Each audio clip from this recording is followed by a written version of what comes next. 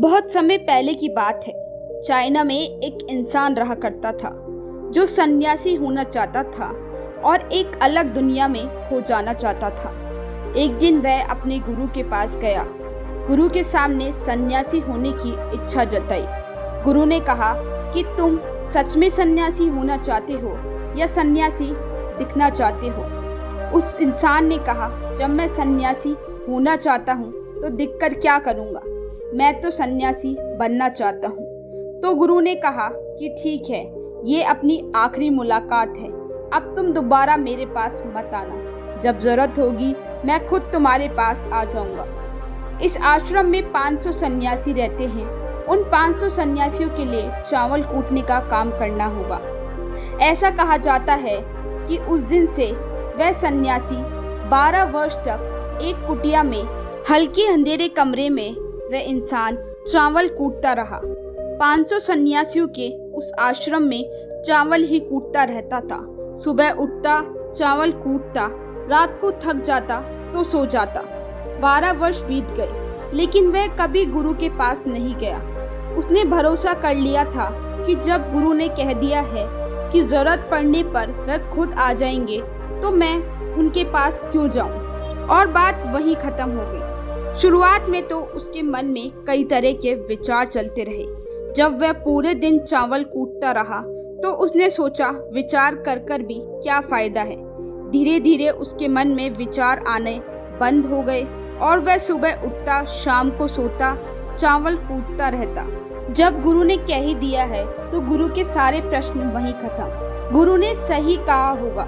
12 वर्ष तक चावल कूटते कूटते उसके मन में विचार आने बंद हो गए और उसका मन एकदम शांत और खाली हो गया।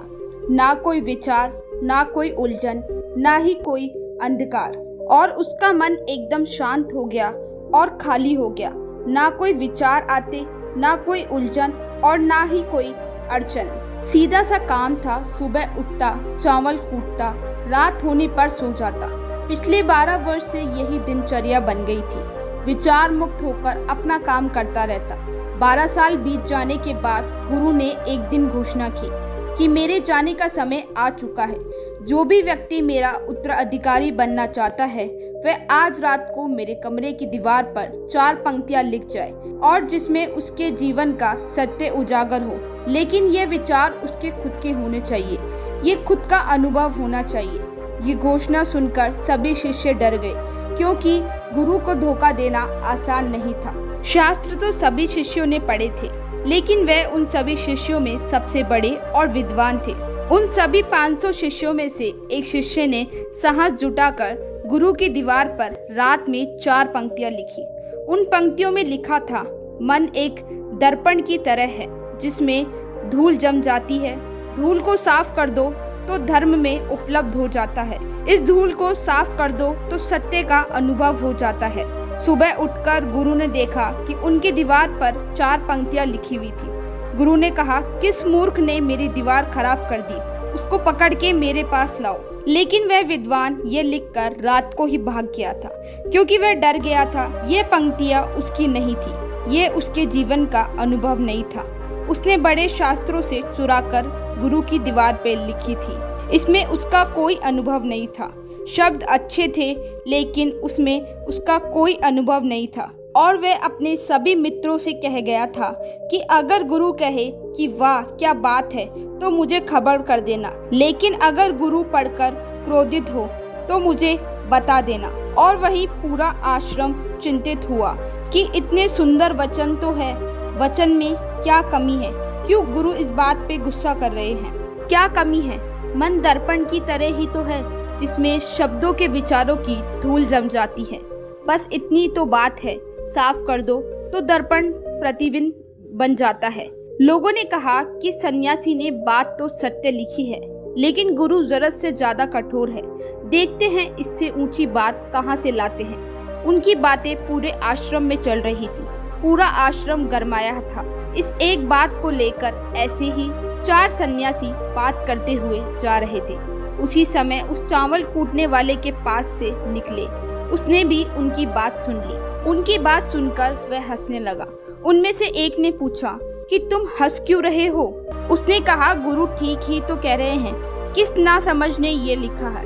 ये सुनकर वह चारों सन्यासी चौंक गए और फिर बोले कि तुम पिछले 12 वर्ष से चावल ही कूट रहे हो और हम यहाँ शास्त्र पढ़ पढ़ के मर गए, तो अब तुम बताओगे कि क्या सही है और क्या गलत। तो उस चावल कूटने वाले सन्यासी ने कहा कि मैं उससे बहुत ज्यादा अच्छा लिख सकता हूँ। उसने कहा कि मैं पिछले 12 वर्ष से चावल कूट रहा था, इसलिए लिखना तो भूल गया, लेकिन मैं बोल सकता हूँ अगर कोई लिख दे तो।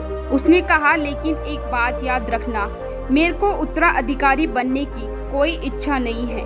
अगर लिखने की वजह से उत्तराधिकारी बनना चाहूँ तो मैं माफी चाहता हूँ, मुझे लिखना नहीं है। फिर वह चारों बोले, तू बोल, हम लिख देते हैं। उसने कहा कि जाकर लिख दो, कैसा दर्पण कैसी धूप, ना कोई दर्पण ना कोई धूप, जो धर्म को जान लेता है वह इस धर्म को समझ जाता है। आधी रात को उस चावल कूटने वाले के पास गुरु आए और बोले, अब तू यहाँ से भाग जा, वरना ये 500 लोग तुझे मार डालेंगे। तू मेरा ये चौगा ले, तू मेरा उत्तराधिकारी बनना चाहे या ना चाहे, इससे कोई फर्क नहीं पड़ता। तू मेरा उत्तराधिकारी है, मैं तुझे ही उत्तराधिकारी मान लिया है। तू इस आश्रम से भाग जा, ये तुझे अब जीने नहीं देंगे, क्योंकि एक चावल कूटने वाला सत्य को प्राप्त हो गया है। ये सब शास्त्रों को खोजते रह गए, इसलिए तू यहाँ से चला जा। और बस कहानी यही समाप्त हो जाती है। अपने मन को भटकने से कैसे रोके। प्रातः दैनिक कार्यों से निवृत्त होकर गौतम बुद्ध के सभी शिष्य एकत्रित हो गए। उन सभी को गौतम बुद्ध ने संदेश देना शुरू किया। वे बोले, आज मैं तुम्हें ऐसे व्यक्ति की कहानी सुनाने जा रहा हूँ जिसके पास सब कुछ होते हुए भी वह दुखी था। गौतम बुद्ध ने कहानी सुनानी शुरू की। किसी नगर में एक सेठ रहा करता था। उसके पास लाखों की संपत्ति थी, बहुत बड़ी हवेली थी, नौकर चाकर भी थे, फिर भी सेठ के मन को शांति नहीं थी। एक दिन उसको किसी ने बताया कि पास के नगर में एक साधु रहता है। वह लोगों को ऐसी सिद्धि प्राप्त करा देता है कि लोगों को मनचाही वस्तु मिल जाती। सेठ उस साधु के पास गया, उसको प्रणाम करके निवेदन किया कि हे महाराज, मेरे पास धन की कमी नहीं है, फिर मेरे मन में अशांति रहती है।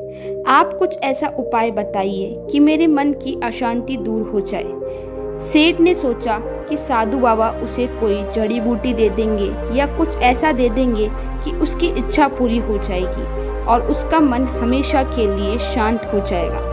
लेकिन साधु ने ऐसा कुछ नहीं किया। लेकिन उसने सेठ को धूप में बैठाए रखा और खुद अपनी कुटिया में जाकर छाया में बैठा रहा। गर्मी के दिन थे, सेठ का बुरा हाल हो गया। उसे बहुत गुस्सा आया, लेकिन उसने अपने आप को किसी तरह शांत रखा। दूसरे दिन साधु ने कहा, तुमको आज सारे दिन खाना नहीं मिलेगा। कारण सेठ के पेट में चूहे कूदने लगे। पूरे दिन एक भी अन्न का दाना मुंह में नहीं लिया, लेकिन उसने देखा साधु उसके सामने तरह तरह के पकवान खा रहा है। सेठ को रात भर बहुत परेशानी हुई, उसे नींद भी नहीं आई। वह पूरी रात सोचता रहा कि साधु तो बड़ा ही स्वार्थी निकला। तीसरे दिन उसने अपना बिस्तर बांधा और चलने को तैयार हो गया। तभी साधु बाबा उसके सामने आ खड़े हुए। बोले, सेठ क्या हुआ? सेठ ने कहा कि मैं तो बड़ी आशा के साथ आपके पास आया था, लेकिन आपसे मुझे कुछ नहीं मिला।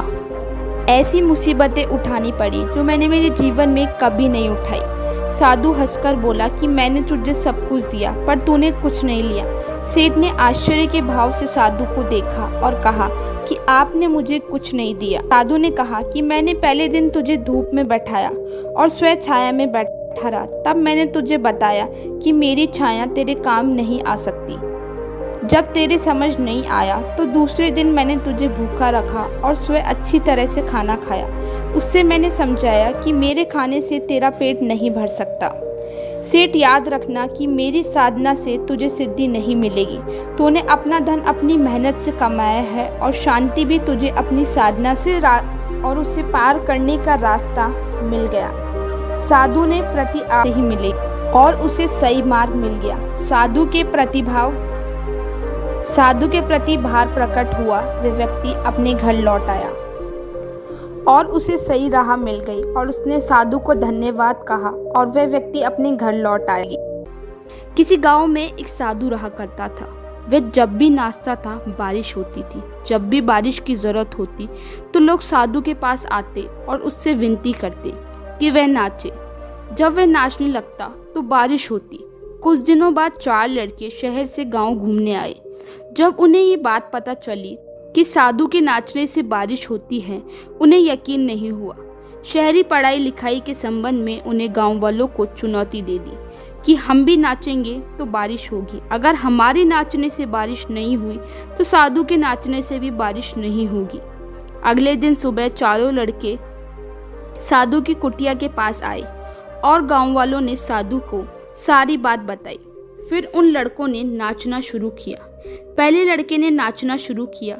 आधा घंटा बीत गया, फिर वह लड़का थक गया। उसके बाद दूसरे लड़के ने नाचना शुरू किया। 1 घंटा बीतते बीतते वह भी थक कर बैठ गया। फिर उन दोनों लड़कों ने भी ऐसा ही किया, लेकिन बारिश नहीं हुई। अब साधु की बारी आई। उसने नाचना शुरू किया। 1 घंटा बीत गया, लेकिन बारिश नहीं हुई। साधु फिर भी नहीं रुका, नाचता ही रहा। नाचते नाचते 2 घंटे बीत गए, 4 घंटे बीत गए, पर बारिश नहीं हुई। लेकिन साधु रुकने का नाम ही नहीं ले रहा था। धीरे धीरे शाम होने लगी। तब बादलों की गड़गड़ाहट सुनाई देने लगी और थोड़ी देर में बहुत तेज बारिश हुई। ये देखकर वह लड़के दंग रह गए। चारों लड़कों ने साधु से क्षमा मांगी। उन चारों लड़कों ने साधु से पूछा, बाबा भला आप में आपके नाचने से बारिश हुई? साधु ने उत्तर दिया कि मैं नाचता हूँ तो 2 बात ध्यान रखता हूँ। पहली बात तो मैं ये सोचता हूँ कि मैं नाचूंगा तो बारिश जरूर होगी, और दूसरी बात जब तक मैं नाचता रहूंगा जब तक बारिश नहीं हो जाएगी। फिर साधु ने कहा कि सफलता पाने के लिए ही यही वैदिक गुण होता है, जिसे काम करते हो उसे करते ही रहना चाहिए। एक दिन गौतम बुद्ध ने एक दुखी व्यक्ति को देखा। व्यक्ति बुद्ध के चरणों में गिरकर अपने दुखों को दूर करने का उपाय जानना चाहता था। गौतम बुद्ध ने उस व्यक्ति को अपने पास बैठाया और बोले कि तुम व्यर्थ की चिंता कर रहे हो। सुख दुख हमेशा साथ नहीं रहते। मैं तुम्हें एक कहानी सुनाता हूँ, ध्यान से सुनो। किसी नगर में एक सेठ रहा करता था। वह सेठ बड़ा ही परोपकारी था। उसके दरवाजे पर जब भी कोई आता वह उसे खाली हाथ नहीं जाने देता था और वह दिल खोलकर उसकी मदद करता था। एक दिन उसके यहाँ एक आदमी आया। उसके हाथ में एक पर्चा था। उस पर्चे को वह बेचना चाहता था। उस पर्चे पर लिखा था, सदा ना रहे। इस पर्चे को कौन खरीदेगा? सेठ ने उससे वो पर्चा खरीद लिया और अपनी पगड़ी के कोर पर बांध लिया। नगर के लोग उस सेठ से ईर्ष्या करते थे। उन्हें राजा के पास जाकर सेठ की शिकायत कर, जिससे राजा ने उसे पकड़कर जेल में डाल दिया। जेल में काफी दिन निकल गए। सेठ बहुत दुखी रहता था। क्या करे, उसके समझ कुछ नहीं आ रहा था। एक दिन अचानक सेठ का हाथ उसकी पगड़ी पर पड़ा। उसने गांठ खोलकर पर्चा निकाला और उसे पढ़ा। उसकी आंखें खुल गई। उसने मन ही मन कहा कि दुख की बात क्या है, दुख सुख के दिन तो सदा नहीं रहते। इस विचार के आते ही वह जोर जोर से हंस पड़ा और बहुत देर तक हंसता रहा। जब चौकीदार ने उसकी आवाज़ सुनी तो उसने सोचा कि दुख के कारण सेठ पागल हो गया। उसने राजा को बताया। राजा आया और बोला, क्या बात है? राजा को सारी बात बता दी। सुख दुख के दिन तो सदा बदलते रहते हैं। सुख दुख तो जीवन के 2 पहलू हैं। अगर आज सुख है तो हो सकता है कि कल दुख भी हो और दुख भी देखना पड़े। ये सुनकर राजा को समझ आ गया कि सेठ को जेल से निकालकर घर भिजवा देना चाहिए। राजा को समझ आ गया कि अब सेठ को घर भेज देना चाहिए और सेठ घर आके आनंद से रहने लगा, क्योंकि उसको ज्ञात हो गया था कि सुख के साथ साथ दुख के दिन सदा नहीं रहते। बुद्ध की इस कथा को सुनकर उस व्यक्ति का बोझ हल्का हो गया। उसने गौतम बुद्ध का आशीर्वाद लिया और घर चल पड़ा। ये कहानी 2 मेंढकों की है, जिसमें एक पतला और एक मोटा था। दोनों जंगल के तालाब में साथ रहा करते थे। बचपन के दोस्त थे। दोनों साथ में खेलते थे। खेलते कूदते बड़े हुए थे। उसी तालाब में उछल कूद करते और मस्ती किया करते थे। उन्हें तालाब की नई नई जगह पर जाना अच्छा लगता था। एक दिन ऐसे ही घूमते घूमते वे जंगल के बाहर एक खेत में पहुंच गए। वहां उन्होंने देखा कि एक ग्वाला गाय का दूध निकाल रहा था। उन्होंने किसी को ऐसे दूध निकालते हुए नहीं देखा था। ग्वाले ने दूध निकालकर बाल्टी में रख दिया। वे देखकर आश्चर्यचकित हुए, क्योंकि उन्हें तो तालाब का गंदा पानी ही देखा था। कुछ देर सोचने के बाद उन्होंने ये निर्णय लिया कि सफ़ेद पानी में तैरने का मजा ही कुछ और है। उन्होंने एक साथ दूध में छलांग लगा दी। उन्होंने वहां जाकर ये देखा कि उन्होंने सफ़ेद पानी तो कभी देखा ही नहीं था। क्या चीज़ होती है। वे दोनों वहीं मस्ती करने लगे, कभी तैरते कभी गोता मारते। मोटा मेंढक कहता है, चल यार, घर चलने का टाइम हो गया। पतला वाला बोला, हाँ यार, चल घर वापस चलते हैं। वे दोनों बाल्टी के बाहर छलांग लगाने की कोशिश करते रहे। फिर वहीं देखते ही देखते दूध बहुत ज़्यादा फिसलन वाला हो गया। जब भी वो कूदने की कोशिश करते तो पैर फिसल जाता। दोनों लगातार कभी बाल्टी के बीच से कभी बाल्टी के किनारे कूदते रहे। दूध की फिसलन और चिकनाहट की वजह से वे बाल्टी से बाहर नहीं निकल पा रहे थे। अब जो पतला वाला मेंढक होता है, वे मोटे वाले मेंढक से बोलता है कि निकलना तो है, हमें लगातार कोशिश करनी पड़ेगी, लेकिन हमने कई बार कोशिश करके देख ली, हम खुद तो इस बाल्टी से बाहर नहीं निकल पाएंगे।